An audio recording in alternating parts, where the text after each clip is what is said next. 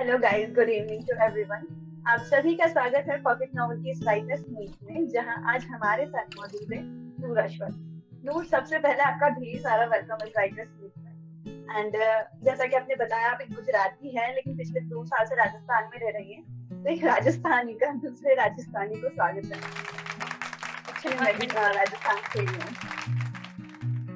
तो जैसा कि मुझे सबसे पहले मैं आपसे जानना चाहूंगी, आप 17 साल की हैं, और हम कुछ भी लिखते हैं लाइफ में, कुछ भी करते हैं, तो हमारे लिए सबसे इम्पोर्टेंट चीज होती है एक्सपीरियंस। इस उम्र में इतना एक्सपीरियंस कि आप दो दो नॉवेल्स लिख रही हैं एक साथ, और इतना अच्छा वो वर्क कर रही है, लोगों को इतना ज्यादा पसंद आ रही है। क्या राज है इसके पीछे? अब बचपन से ही शौक था कहानियां बनाने का। छोटी थी, स्कूल में पढ़ती थी, तब से मतलब एक शौक था। जब हमें होती है ना, प्रेयर कराते हैं स्कूल में, क्या? तब टीचर खड़ा कर देते थे, नूरसत आओ कोई कहानी सुनाओ। तब तो ओह, बच्चों की कहानियां सुनाया करते थे। बड़े हुए, थोड़े बड़े ख्याल आने लगे। पहले मैं पॉकेट एफएम पे ऑडियो बुक्स पढ़ती थी, फिर उसी में नॉवेल्स पढ़ना शुरू किया। और उसके बाद जब नॉवेल्स पढ़ी तो मन में ख्याल आया कि शायद मुझे भी लिखने का मौका मिल जाता। फिर जब कॉन्टेस्ट शुरू हुआ तो मैंने बिना कुछ देखे बस अप्लाई कर दिया, और अपने आप मन में ख्याल आते गए, वो दिखती गई। अरे वेरी नाइस, वेरी नाइस। लेकिन आपको ये जो राइटिंग वाली चीज थी, मतलब बचपन से ही पता थी मैंने तो एक राइटर ही बनना है, राइट? कभी कुछ नहीं, और बनने का या कुछ और नहीं सोचा? जैसे मैंने एस्ट्रोनॉट बनने का सोचा था बचपन में कि एस्ट्रोनॉट बनूंगी मैं। आपने क्या राइटर ही सोचा था? नहीं, मैंने राइटर बनने का कभी नहीं सोचा था। एक्चुअली कुछ बनना ही नहीं था। मतलब सोचा था पढ़ाई होती है तब तक करने देते हैं, करते हैं, आगे देखेंगे फिर क्या करना है। जब पढ़ाई पूरी होगी, मन में ख्याल आएंगे, ये करेंगे वो करेंगे, तब तक पढ़ाई पूरी हो गई। ओके, तो पॉकेट एफएम की कहानियों ने आपको राइटर बना दिया, राइट? जी, बिल्कुल। अच्छा, ठीक है। लेकिन सबसे पहले मैं आपकी ना जर्नी स्टार्ट कैसे हुई, या कहाँ से आपने लिखना स्टार्ट किया, कैसे आपको ख्याल आया कि भाई ये मुझे लिखना चाहिए, और लिख दिया? ये स्टार्ट कैसे हुआ? जब कॉन्टेस्ट शुरू हुआ था पॉकेट ऑफ एम में पहला, तब जब मैंने लिंक देखी तो बिना सोचे समझे, मतलब मैंने पढ़ा भी नहीं था उस टाइम कि क्या इनाम मिलने वाला है या फिर कैसे लिखनी है, कुछ भी आता भी नहीं था मुझे। आप फर्स्ट एपिसोड पढ़ सकते हैं मेरी स्टोरी की, इतनी गलतियां निकलेंगी, कुछ समझ में ही नहीं आएगा कि क्या लिखा है। फिर भी मैंने लिखा, और पहला एपिसोड मैंने लिख के ही छोड़ दिया। मतलब समझ में ही नहीं आ रहा था लिखूं क्या। स्टोरी मिल गई, हाँ यही तो प्यार है, ऐसा ही कुछ नाम रखूंगी, क्योंकि प्यार ही तो दिखाना है ना स्टोरी में। मैंने सोच लिया हाँ यही दिखाऊंगी, प्यार ही दिखाऊंगी। आगे कुछ लिखा ही नहीं। 2 दिन बाद अश्विन जी का फोन आया। उन्होंने कहा मैडम आपने कॉन्टेस्ट में हिस्सा लिया है। मैंने कहा जी मैंने हाँ हिस्सा लिया है। कहती हैं आपने फर्स्ट एपिसोड अपलोड ही नहीं किया। तो फिर मेरे मन में ख्याल आया, चलो अब लिखना तो पड़ेगा ही, कॉन्टेस्ट में हिस्सा ले लिया है। तो मन मार के मैंने लिखा था। मतलब था ही नहीं कि ये हिट होगा। लग रहा था क्या होगा यार, कुछ नहीं होने वाला इसका। फिर भी लिख लिया और अब चल रही है। Very good, very good. आप सबसे पहले ना हमारे लिसनर्स को अपनी स्टोरीज का थोड़ा सा ब्रीफ दे दीजिए। मतलब जो लोग सुन रहे हैं आपकी कहानियां, वो तो चलिए है ही, जो नहीं सुन रहे हैं ना, उन्हें पता लगना चाहिए कि वो क्या मिस कर रहे हैं। तो छोटा छोटा सा ब्रीफ अपनी दोनों स्टोरीज का, दोनों नॉवेल्स का, लव वर्सेस लव एंड यही तो प्यार, यही तो प्यार है। यही तो प्यार है की स्टोरी है अभय की। वैसे तो वो एक लॉयर बनना चाहता था, और कुछ मिस्टेक्स की वजह से, कुछ उसकी पर्सनल इश्यूज की वजह से वो लॉयर नहीं बन पाया। पर अब वो ओके। एक गुंडा है। कहने के लिए गुंडा है सबके सामने, पर वो नहीं है। वो कुछ और है ओके। और कुछ और दिखाता है। उसका पास्ट कुछ और है, उसका प्रेजेंट कुछ और है। और जो हमारी कांची है, हमारी सांची, जो स्टोरी की मेन लीड कैरेक्टर है, फीमेल लीड, या वो उसका जो पास्ट है वो भी अभय से जुड़ा हुआ है। वो भी अभय से ओके। जुड़ी हुई है, पर उसे नहीं पता। अभय को तो पता है कि जुड़ा हुआ है मेरा पास्ट उससे, पर सांची नहीं जानती इस बात को। और पास्ट में कुछ ऐसा हुआ है जिसकी वजह से अभय को प्यार से नफरत होने लगी। वो नहीं मानता प्यार व्यार में। पर जब सांची उसे फिर मिली, फिर उसे एहसास हुए, कुछ एहसास मन में जागे, कुछ नई फीलिंग अंदर आई, और फिर प्यार जगा। और अब इस स्टोरी में आगे देखना ये है कि कैसे सांची ने अपने प्यार का एहसास अभय को दिलवाया। कैसे उसने अभय को एहसास कराया कि प्यार बुरा नहीं होता। मतलब जैसा वो है उसे लगता है कमजोरी है प्यार, कुछ नहीं हो सकता प्यार का। प्यार एक ऐसी चीज है जो इंसान को कमजोर बना देती है, आगे बढ़ने ही नहीं देती। पर हमारी सांची है जिसने अभय को यह एहसास दिलाया है कि प्यार कमजोरी नहीं मजबूती होती है। और इस स्टोरी में आपको मतलब अलग अलग चैप्टर्स में आपको बताया जाएगा कि सांची क्या क्या कर रही है अभय के लिए और कितनी दीवानी है वो उसकी, जबकि उसे अपना पास्ट भी याद नहीं है कि वो अभय से जुड़ी हुई है। लिसनर से यही कहूंगी कि पढ़िए और जुड़िए इस कहानी के साथ, आप भी सांची के साथ जुड़िए और उसे भी समझिए और अभय को भी। और लव वर्सेस लव की बात करूँ तो वो भी स्टोरी सेम ही है, पर उसका प्लॉट थोड़ा अलग है। मंथन जो एक बिजनेसमैन है और गौरी जो कि एक सोशल वर्कर बनना चाहती है, पर कुछ प्रॉब्लम्स की वजह से जिससे उसे जबरदस्ती मंथन से शादी करनी पड़ी बिना अपनी मर्जी के। और फिर मंथन ही उसका सपना पूरा करवा रहा है। शादी जबरदस्ती हुई फिर भी मंथन ने उसका बहुत साथ दिया। तो इस कहानी में आप लोग ये देखेंगे कि मंथन ने गौरी से जबरदस्ती शादी क्यों की और क्या वजह थी जिसकी वजह से गौरी को जबरदस्ती मंथन से शादी करनी पड़ी, और उसके बाद भी मंथन उसका साथ दे रहा है। और मंथन के भी कई राज है जो उसने हमेशा सबसे छुपाए रखे हैं, जो धीरे धीरे स्टोरी के आगे वाले चैप्टर्स में खुलेंगे। माय गॉड, इतना ज्यादा सस्पेंस कर दिया लोगों को, इतना ज्यादा हो कि ये दे दिया कि भाई अब तो पढ़ना ही है और पढ़ना ही है बस। चलिए, मैं ये तो जानना चाहती हूँ, ये तो रोमांस है, और कोई जॉनरा है जिसमें आप देखना चाहते हैं रोमांस के अलावा? कुछ हॉरर, कुछ सस्पेंस या रोमांस? हॉरर में मुझे इतना इंटरेस्ट नहीं है, मतलब भूत प्रेत में पहले से यकीन नहीं है मुझे कि होता भी है कुछ।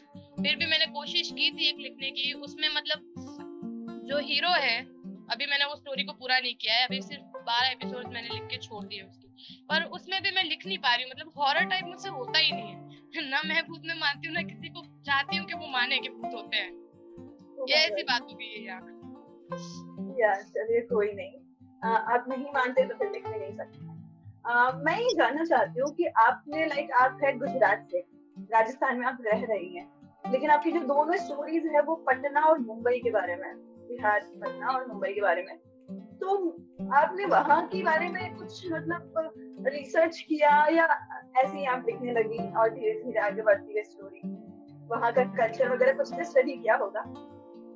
एक्चुअली नहीं, मैं जब पढ़ाई करती थी मैं अपने क्लास की टॉपर हुआ करती थी और बिल्कुल, और उसी में जो सीखा जो समझा वो याद था। मुंबई के बारे में मुझे बिल्कुल भी नहीं पता, कुछ भी नहीं, मतलब कुछ भी नहीं।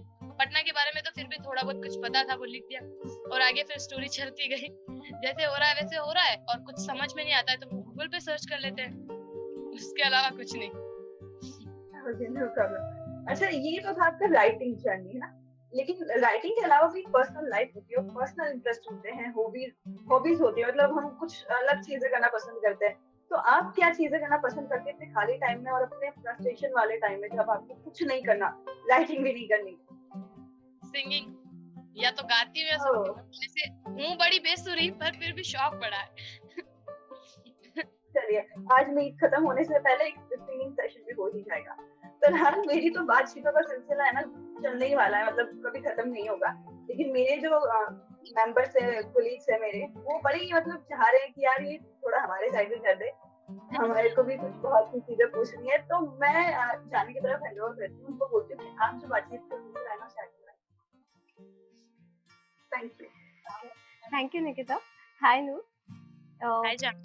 मुझे आपसे ना, मतलब आपने जैसे अभी बताया कि आपने कंपटीशन में पार्टिसिपेट किया और फिर आपका मन ही नहीं किया लिखने का, तो वो मुझे ना थोड़ा इंटरेस्टिंग लगा कि ऐसा क्या हुआ कि आपका मन नहीं किया, फिर आपने जबरदस्ती लिखा और फिर इतना अच्छा लिखा, तो उसके पीछे क्या रीजन? एक्चुअली मैं बहुत आलसी टाइप की हूँ।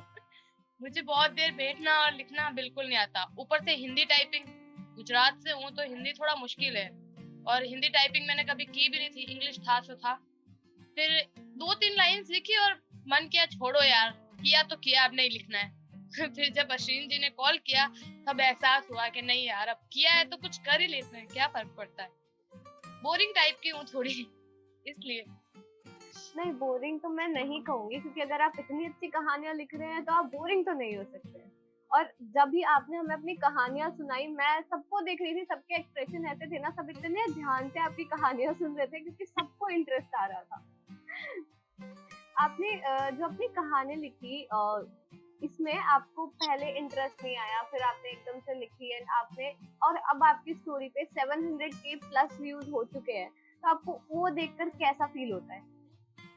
एक्चुअली जब भी चैप्टर्स अपलोड करती हूँ ना, मैं रात को देखती हूँ कितने रीडर्स हैं, फिर सुबह उठ के देखती हूँ, कुछ बड़े हुए ही होते हैं, और वो देख के ना मुझे बहुत खुशी होती है। मतलब पहले इंटरेस्ट नहीं था, पहले कुछ नहीं पड़ी थी मुझे, जब तक 100K नहीं हुए तब तक चलो यार हो रहा है, होने दो जो हो रहा है, फिर भी मैं खुश थी कि चलो आगे तो बढ़ रहे हैं। पर जब आगे बढ़ने लगे और मेरे लगभग 300 से 500K से आगे बढ़े, मुझे इंटरेस्ट आ गया अपने आप के, अब रीडर्स बढ़ाने ही बढ़ाने हैं। मैं रोज चेक करती हूँ, रात को भी और सुबह भी, कि कितने रीडर्स हुए हैं आगे, और जब देखती हूँ ना कि बढ़ रहे हैं, बहुत खुशी मिलती है। तो जब अब रीडर्स की बात हो ही रही है, तो मैं आपसे एक और सवाल उसी से जुड़ा हुआ पूछना चाहूंगी कि आपके रीडर्स आपके लिए कितना मायने रखते हैं और आप उनसे कितना इंटरैक्ट करती हैं? अब इस बारे में तो मैं आपको एक छोटी सी, मतलब मेरा साथ जो इंसिडेंट हुआ है वो मैं सुनाती हूँ। मैं स्टोरी लिख रही थी यही तो प्यारे की, उसकी नेक्स्ट जनरेशन, जिसमें 2 भाई हैं, अरमान और आर्यन। तो अरमान तो पुलिस ऑफिसर है और उसके सर पे एक बच्चे की जिम्मेदारी है। वो कौन है वो आप पढ़ेंगे तब पता चल ही जाएगा।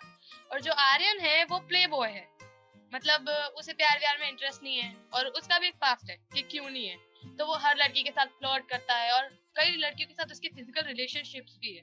तो लोगों ने मुझे कमेंट किए कि मतलब आप हीरो को ऐसे कैसे ले सकती हो, ये तो नेगेटिव रोल हो गया ना कि वो हर लड़की के साथ ये करता है।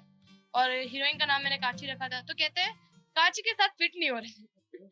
कुछ ऐसा करो, कुछ ऐसा करो जिससे कांची के साथ फिट हो जाए। और मैंने क्या किया, रीडर ने मतलब मुझे कमेंट किए कि नहीं बैठ रहा है यार फिट, मैंने पूरा स्टोरी प्लॉट ही चेंज कर दिया। मैंने उनकी बातों में आकर पूरा स्टोरी प्लॉट ही चेंज कर दिया, और फिर वो मुझे कहते हैं मैडम आपने गलत किया, आर्यन के साथ कांची ही फिट बैठ रही थी। मैंने सोचा यार मैं करूँ क्या अब? मतलब आप लोगों की बात मानूं तब भी मुझे प्रॉब्लम, नहीं मानो तब भी प्रॉब्लम। फिर मैंने सोचा रीडर्स को आगे मतलब स्टोरी पसंद आएगी तब जब मैं लिखूंगी, सोचा थोड़े दिन के लिए अवॉइड करती हूँ। और फिर जब मैंने ये किया, मैंने स्टोरी लिखी और सच में काम कर गया। लोगों ने फिर मुझे कमेंट किए कि यार सही है, आर्यन के साथ सच में भूमि ही फिट हो रही है, अपने कांची के साथ किसी और को ले लिया, ये अच्छा किया। तो अब आप खुद ही जान सकते हैं कि रीडर्स मेरे लिए क्या अहमियत रखते हैं। राइट। तो मतलब अगर रीडर्स आपको ऐसे सजेशन देते हैं आपकी स्टोरी के बारे में, तो आप उसको मान लेते हैं? जी, कभी कभार जब मुझे लगता है कि हाँ सही है, करने जैसा है, तो मैं मान लेती हूँ। लगता है कि नहीं ये तो होने वाला ही है, या फिर ये गलत है, इससे इन्हीं को प्रॉब्लम होगी, इन्हीं को अच्छा नहीं लगेगा, तो कुछ रीडर्स की बातों में आकर सबका मूड खराब नहीं कर सकते। सो कभी कभार मान लेते हैं, कभी नहीं मानते। ओके। तो इसी को ध्यान में रखते हुए आपसे मेरा अगला सवाल है कि आप अपनी स्टोरी का जब प्लॉट लिखती हैं, उसको डिजाइन करती हैं, तो उस टाइम पे आपके माइंड में और क्या चीजें होती हैं? जैसे जैसे मतलब एक तो ये हो गया कि रीडर्स को किस चीज से प्रॉब्लम हो सकती है, किस चीज से नहीं हो सकती, उसके अलावा आप क्या क्या सोचती हैं कहानी को आगे बढ़ाने से पहले? उसके अलावा अ, जब स्टोरी शुरू होती है तो पहली बात तो मैं बता दूं, मुझे जल्दी कुछ याद नहीं रहता। अगला एपिसोड लिखने के लिए मुझे पिछली लाइंस पढ़नी पड़ती है कि मैंने छोड़ा कहाँ था। और जब मैं पिछली लाइंस पढ़ती हूँ तब मुझे याद आता है कि मैंने क्या लिखा था, और उसके बाद ही मैं अगली लाइंस लिखती हूँ, अगला एपिसोड लिखती हूँ। तो ये तो मैं नहीं कहूंगी कि मेरे दिमाग में क्या चलता है, मतलब लिखने बैठो, जो मन में आया उतार दो, जो लगा कि गलत है उसे बस साइड में ले लो। इसके अलावा और कुछ नहीं। ओके। एक तो ना नूर, आप इतने प्यारे हो, आप इतने छोटे हो और इतनी मैच्योरिटी वाली बातें कर रहे हो ना, आपसे बात करके तो मुझे इतना अच्छा लग रहा है कि मेरा मन तो नहीं कर रहा है कि मैं किसी और को हैंड ओवर करूं, लेकिन जैसे बात हुई है कि आपकी कहानी में मुंबई का रेफरेंस है और यहाँ पर हमारे पास मुंबई से जीनत जुड़ी हुई है, तो मैं चाहूंगी कि वो आपसे आगे बातें करें। हाय, हाय जीनत। कैसी हो आप? मैं भी ठीक हूँ, आप बताइए। बढ़िया। जैसे हमें आपके बारे में पता है कि आपने 10th के बाद पढ़ाई छोड़ दी कुछ फैमिली प्रॉब्लम की वजह से, तो अभी उन्हें प्रॉब्लम नहीं होता कि आप लिख रही हो? एक्चुअली वो मतलब ऐसी कोई प्रॉब्लम्स नहीं थी कि वो मुझे पढ़ने नहीं देना चाहते या फिर पैसे नहीं थे, ऐसा कुछ नहीं है। बस मम्मा को थोड़ी प्रॉब्लम है, उन्हें वाह की बीमारी है, इस वजह से वो काम नहीं कर पाती, और उन्हीं के लिए मुझे पढ़ाई छोड़नी पड़ी। और मैं खुश हूँ, मतलब उन्होंने मुझे कभी रोक टोक नहीं की है कि आप ये मत करो या वो मत करो। हाँ, पापा से थोड़ा डर लगता है, और मैंने बताया भी नहीं था उन्हें कि मैं लिख रही हूँ ऐसा कुछ। और फिर जब टाइम निकला, फिर कुछ एपिसोड मैंने अपडेट किए, और उसके बाद मम्मा ने मतलब गलती से उनके मुंह से निकल गया ऐसे ही बातें करते करते पापा के सामने कि नूरी तो लिख रही है और आगे भी बहुत बढ़ेगी। तो पापा कहते हैं बेटा ठीक है, जहाँ तक लिखना है ना वहां तक लिखो, घर बैठे कर रहे हो, कामयाबी बनोगे और क्या होगा। तब मन में एक फीलिंग आई बेस्ट पापा है वो, उनके अलावा कोई दुनिया में ऐसा नहीं होगा जो मुझे ऐसे छूट दे देगा। तो मैं यही कहूंगी कि मेरा फैमिली का मेरी तरफ फुल सपोर्ट है, उन्होंने कभी मुझे कुछ करने से रोका नहीं, और पढ़ाई छोड़ने का एक अलग ही रीजन है। अच्छे मतलब सही है, फैमिली सपोर्ट है। तो आपकी कोई फ्रेंड है जिसको आप पहले भेजते हो कि भाई पढ़ के पहले बता दे कि मैं अब आगे पब्लिश करूंगी चैप्टर? मेरी फ्रेंड्स ना सारी घुमक्कड़ है, मतलब उन्हें पढ़ने लिखने का या किसी भी चीज का ना बिल्कुल शौक नहीं। एक फ्रेंड है मेरी, उसका नाम शिवी है, सविता नाम है, हम शिवी बोलते हैं उसे। मैंने उसे सुनाई तो वो कहती है यार स्टोरी तो अच्छी है पर मुझे तो तुझे पता है। फिर बेचारी मैंने उसे लिंक सेंड की तो उसकी बहन पढ़ रही है, तो मैंने 48 एपिसोड लिखे, मुझे पता था ये नहीं सुन रही है, इसे इंटरेस्ट ही नहीं है स्टोरी में। फिर 48 एपिसोड हुए और उसका फोन आया, मैंने उठाया तो कहती है मेरी बहन से बात कर। मैंने बोला क्या हुआ, तो कहती है बात तो कर। मैंने फोन उठाया, उसने बात की। उसकी बहन कह रही है मुझसे कि अगले एपिसोड का है, तूने अगले चैप्टर अपलोड क्यों नहीं किए। यार मैं बोल रही हूँ मेरी खुद की फ्रेंड नहीं पढ़ रही और कोई और पढ़ रही है, ठीक है। फिर उस लड़की ने यानी मेरी फ्रेंड की बहन ने फिर 3-4 लोगों को किया, और फिर वहां से मुझे कॉल आने लगे कि यार आप रोज अपलोड किया करो, रोज सुनाया करो। मेरी फ्रेंड्स तो सारी घुमक्कड़ है, किसी को पढ़ने का शौक नहीं है, उनका तो मैं कहूंगी ही नहीं कि वो पढ़ेंगी, उनको शौक नहीं है इस सब का। सही में होता है कुछ कुछ दोस्त। अच्छा, आपका फर्स्ट कमेंट मतलब जब आया था फर्स्ट कमेंट, तो आपका क्या रिएक्शन था और फर्स्ट कमेंट क्या था? एक्चुअली मैं ना मतलब कमेंट नहीं पढ़ती थी, और पॉकेट एफएम के हिसाब से तो मुझे चलाना भी नहीं आता था ठीक ठाक। जब मैंने ये शुरू किया था तो एक साथ 3 कमेंट्स आए। पहले जब मैंने खोल के कमेंट बॉक्स देखा तो 3 कमेंट एक साथ आए, नाइस एपिसोड, स्टोरी तो बहुत अच्छी है, इंटरेस्टिंग स्टोरी है। तो मतलब मन में ख्याल आया कि यार तूने तो ऐसे ही लिख दिया नूरसरत, आगे लोगों को पसंद भी आ गई, कैसे बेवकूफ लोग होंगे मेरी तरह। सच में मतलब मैं आज तक नहीं समझ पा रही हूँ कि मैंने क्यों लिखी है स्टोरी और कैसे लिखी है। बस चल रही है, शुक्र है अल्लाह का, आगे चलेगी, रीडर्स को पसंद आ रही है। और कमेंट देख के तो आज भी वही फीलिंग आती है जो पहली बार आई थी कि यार सच में लोगों को इतनी पसंद आ सकती है स्टोरी, कितना अच्छा लिखा है क्या मैंने, मतलब खुद ही पे डाउट होता है यार। जब इतनी अच्छी राइटर हो तो रीडर्स को जरूर पसंद आएगी स्टोरी। अब मैं आगे हैंडल करती हूँ मॉली को। Thank you Zeena. तो नूर, सबसे पहले एक ગુજરાતીનું બીજા ગુજરાતીને નમસ્તે, કેમ છો? મજામાં, તમે કેમ છો? एकदम મજામાં। તો सबसे पहले मैं ये कहूंगी गुजराती में, તમે આજે बहुत સરસ લાગો છો, સચ્ચે बहुत સરસ લાગો છો। તમને ખૂબ ખૂબ આભાર, આટલી સુંદર દેખાઉં છું એ પણ ટાઈમની વાત છે, આટલી મહેનત કરીને હું તૈયાર થઈ છું આ મીટ માટે, એટલે સુંદર તો દેખાવું જોઈએ। जरूर जरूर। तो नूर, अभी तक मैंने आपकी जो भी कन्वर्सेशन सुनी, बातें सुनी, उसके हिसाब से मुझे आपको 2 सवाल पूछने हैं। पहला जो मेरे दिल में बहुत आ रहा है, कहीं ना कहीं मैं आपसे रिलेट कर पाती हूँ, क्योंकि मैंने भी अपनी शुरुआत कुछ ऐसे ही की थी लिखने की, और मैं जब लिख रही थी तब मैंने भी कुछ ऐसे ही फेस किया था, पता नहीं क्यों लिख रही हूँ, बस 2 लिख दिया, अब आगे भी लिखना है। तो क्या आपकी राइटिंग करियर में कभी ऐसा कोई मोड़ आया है जब आप लिख रहे हो, अच्छे रीडर्स आ रहे थे, लेकिन कुछ ऐसा हुआ, आपने प्लॉट बदला या फिर कुछ नया चैप्टर शुरू हुआ और अचानक कोई ड्रॉप आ गया, लोग पढ़ना काफी कम कर दिए, उन्होंने कम पढ़ा, और फिर आपने कैसे ये जाना कि ये क्या गड़बड़ हो रही है, क्यों ऐसा हुआ है, और फिर उसे ठीक करने के लिए आपने क्या क्या किया? जब मैं स्टोरी लिख रही थी, यही लव वर्सेस लव का मैंने अभी नेक्स्ट जनरेशन लिखा है, उसमें मंथन के बेबीज है, यानी जय है, 3 बच्चे हैं उनके, और उन तीनों को ही मैंने लीड पे रखा है। मतलब इसमें महर की भी लव स्टोरी है, मीरा की भी लव स्टोरी है और जय की भी लव स्टोरी। जब फर्स्ट एपिसोड लिखा ना तो कुछ लोगों ने तो मतलब बहुत अच्छे अच्छे कमेंट्स किए कि यार बेस्ट है, अच्छा लग रहा है, बहुत अच्छी स्टोरी है, और कुछ ने मतलब कमेंट ही नहीं आए और धीरे धीरे मुझे ऐसा लगा कि बंद हो रहा है यार, बहुत कम हो गए थे उस टाइम पे। मतलब लगभग 1 हफ्ते तक कुछ समझ में ही नहीं आया कि हो क्या रहा है, ना आगे बढ़ रहा है ना पीछे जा रहा है, बस एक जगह अटक गया है, क्या हुआ है कुछ समझ में नहीं आ रहा था। तो फिर मैंने मतलब मैं जब अगला एपिसोड अपलोड करती हूँ उसके बाद मैं पीछे के कमेंट्स पढ़ना भूल जाती हूँ, इतनी बिजी हो जाती हूँ आगे में कि पीछे कभी कमेंट्स पढ़ती ही नहीं। तो मैंने 1 हफ्ते पीछे जाके जब मैंने शुरुआत की थी, मैंने लीप लिया था, वहां से मैंने पढ़ा और मुझे समझ में आया। मतलब फिर लोगों ने बैड कमेंट्स किए कि यार आपने क्यों चेंज किया, आपने गौरी को हटा दिया, आपने मंथन को हटा दिया, आपने ऐसा क्यों किया, इतनी अच्छी स्टोरी चल रही थी, आपको वहीं रखनी थी, आपको बहुत कुछ मिल जाता लिखने के लिए। और मैं फिर मतलब मन में ख्याल आया कि इनकी ये तो दूर करनी पड़ेगी। फिर मैंने 1 हफ्ते बाद मतलब स्टोरी नहीं लिखी, स्टोरी में कुछ नहीं लिखा, स्टोरी वैसे ही चलने दी जैसे वो चल रही थी।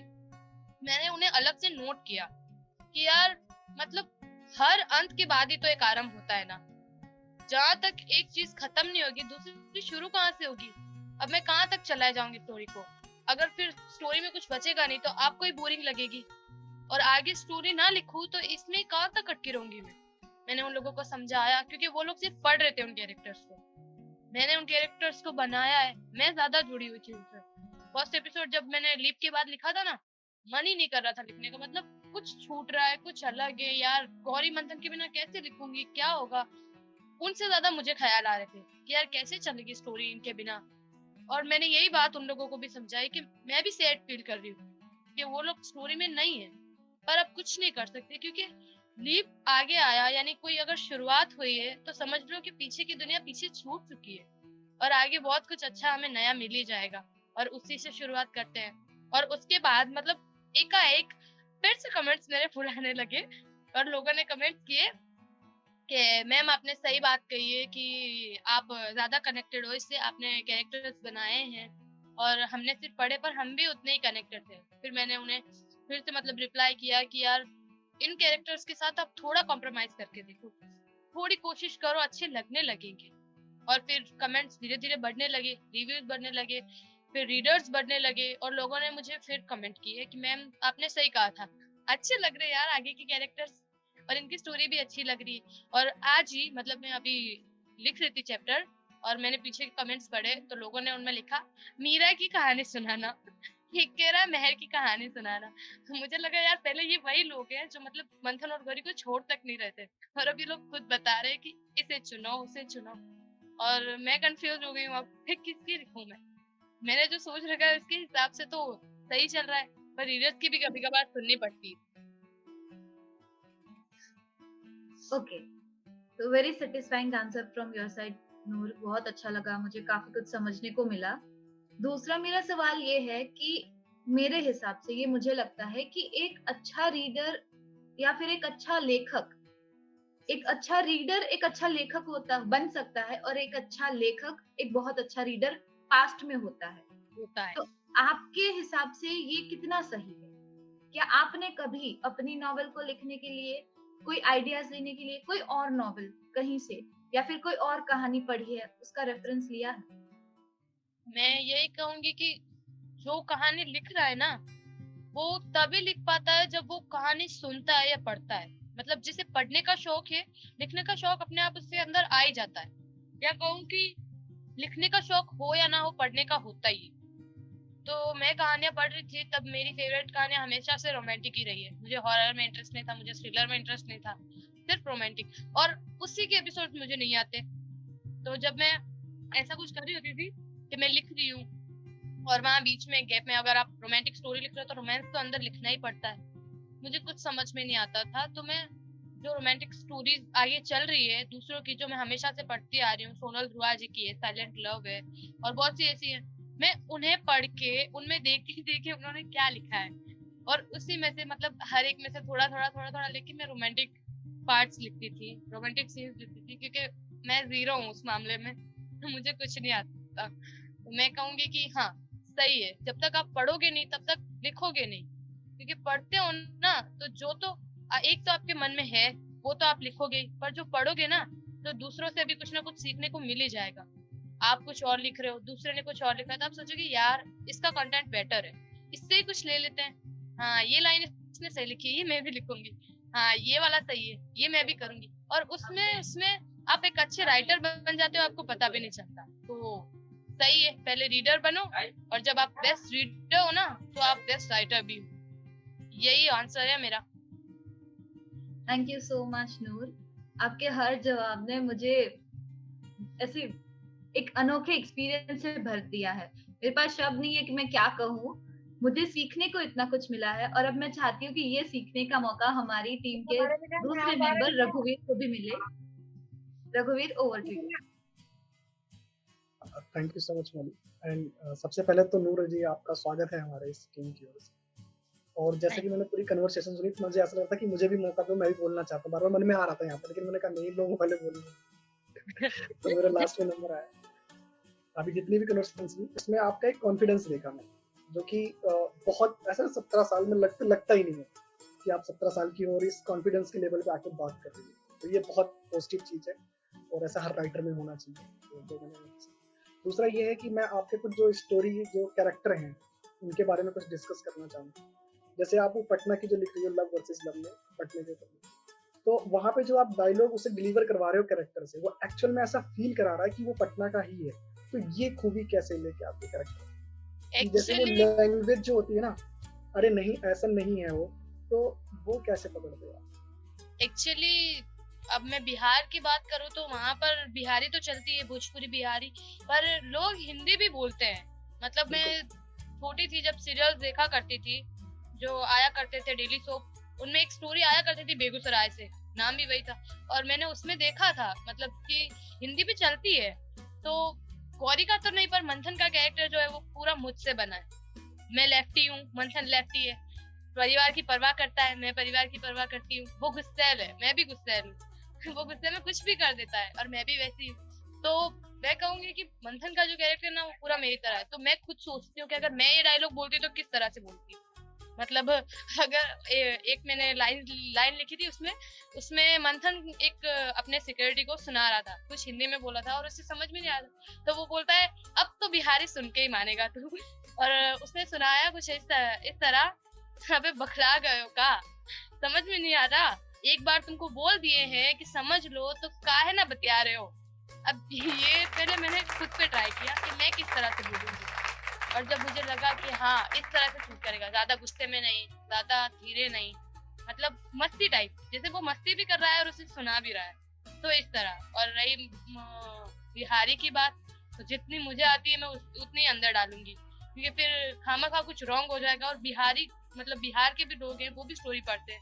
कुछ लोगों ने मुझे कहा है कि हम बिहार से और हमें बहुत पसंद आई आपकी स्टोरी, तो मैं नहीं चाहूंगी कि उन्हें कुछ ऐसा फील हो कि नहीं आता फिर भी लिख दिया। तो जो मुझे आता है मैं उतना ही लिखती हूँ, और जब नहीं आता है तो गूगल।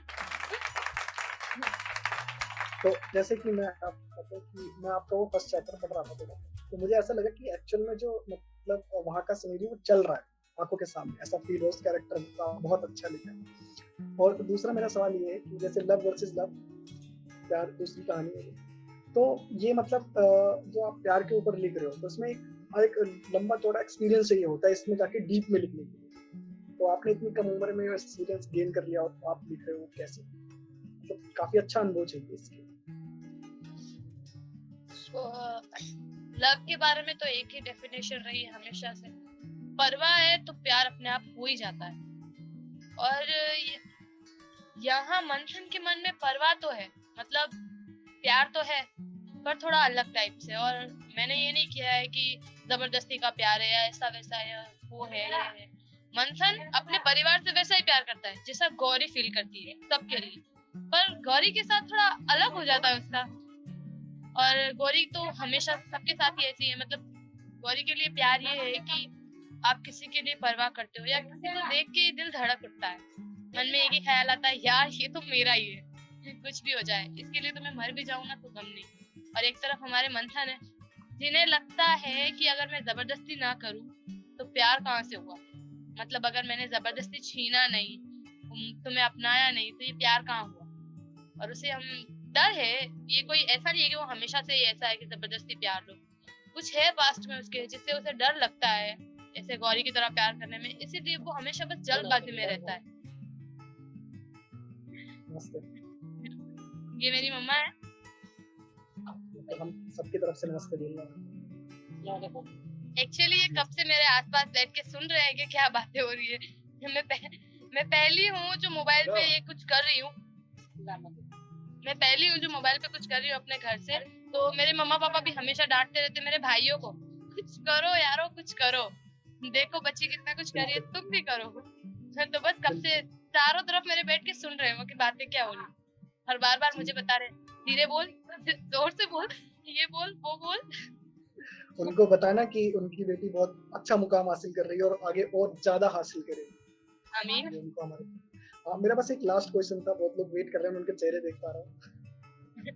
मेरा एक लास्ट क्वेश्चन है कि हाँ, मैं ये कह रहा था कि मैं कैरेक्टर नेम की बात कर रहा था। जैसे आपने उसमें लिखा है जबर सिंह, बलदेव उसके फादर हैं जो अभय साची, तो ये कैरेक्टर नेम मतलब आपने कैसे इनके नाम सोचे या रखे? जी, विलेंस के नाम तो मंथन सबको इनके पता है। विलेंस के नाम तो सबको पता है, भारी होने चाहिए, उनके अलावा विलन लगते ही नहीं है ना फिर।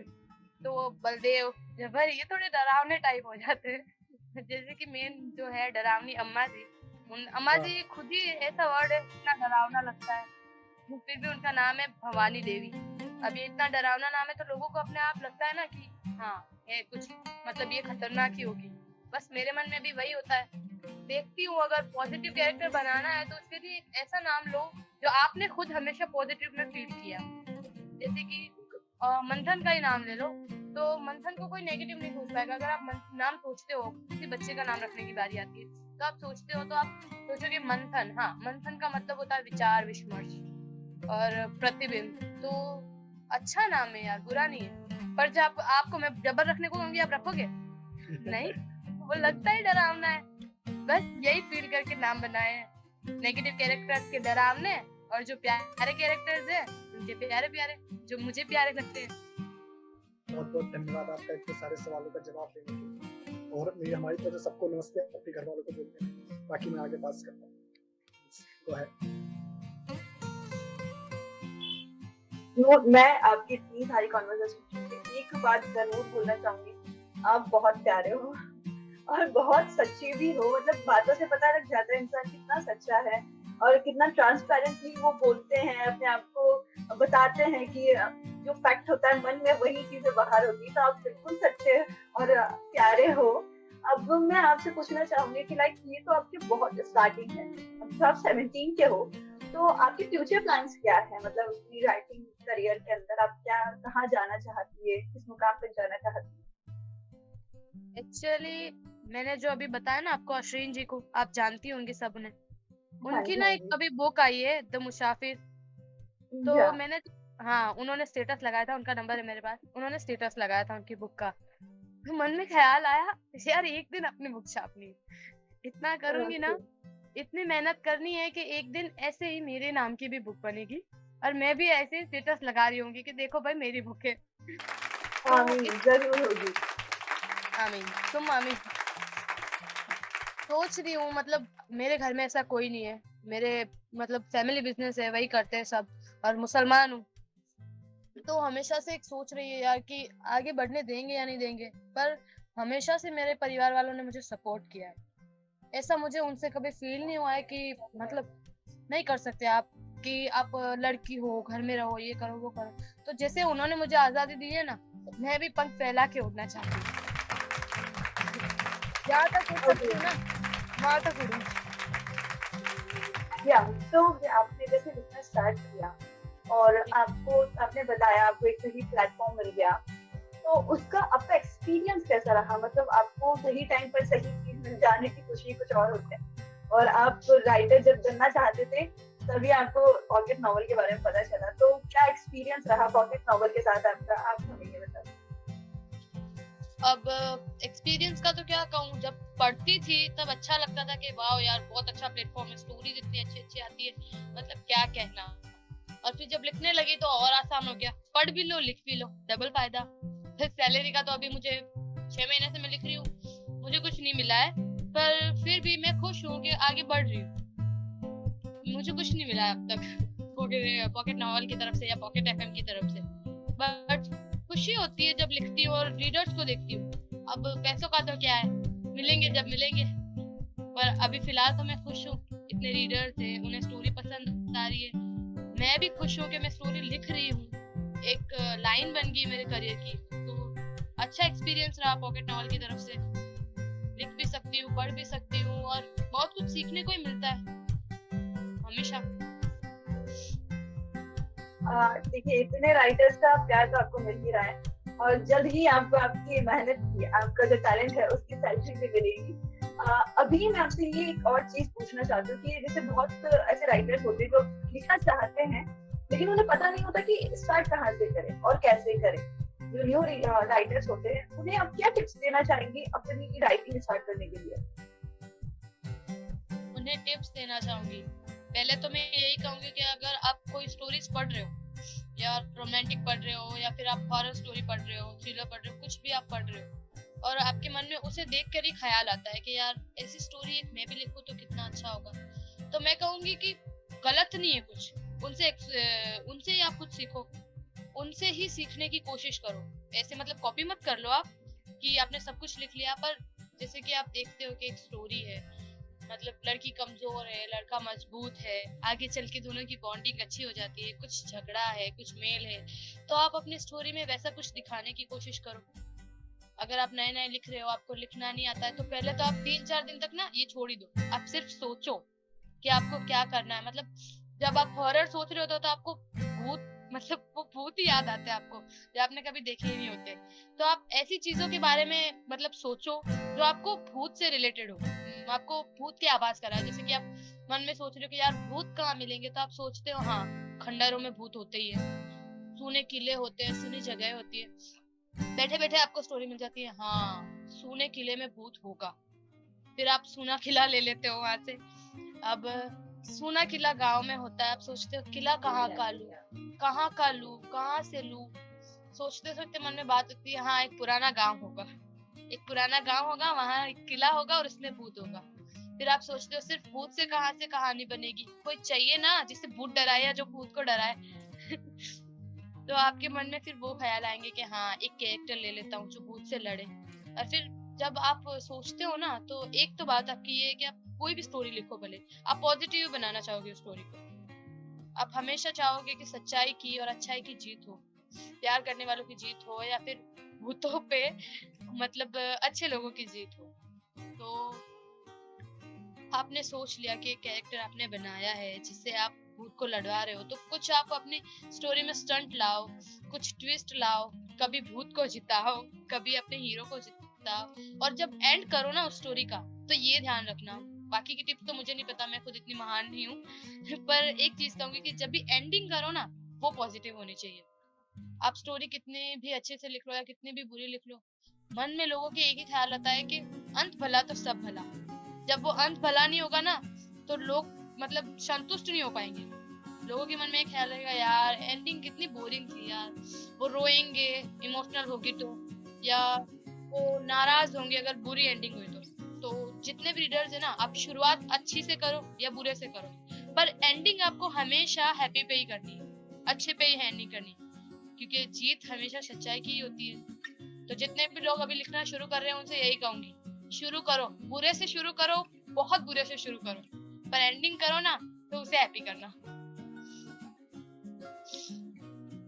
Thank you so much for your tips. और मैं बस इसी के साथ इस वीडियो को खत्म करकर आपको यही बोलना चाहूंगी कि आपके फ्यूचर के लिए आप इसी तरीके से बहुत सी नॉवेल्स लिखते रहे, हम इसी तरह आपके साथ राइटर्स लगाते रहे और आपसे ढेर सारी बातें करते रहे। फिलहाल जैसा कि समय जो है वो खत्म हो गया है तो हमको मीटिंग खत्म करनी पड़ेगी, लेकिन आपसे बात करके बहुत अच्छा लगा और आपसे और हमारे सारे जितने भी व्यूअर्स हैं उनसे यही कहना चाहूंगी कि हमारे जो यूट्यूब पेज है, इंस्टाग्राम पेज है, फेसबुक पेज है, ट्विटर पेज है, सभी को फॉलो कीजिए और लाइक शेयर जरूर कीजिए। Thank you so much.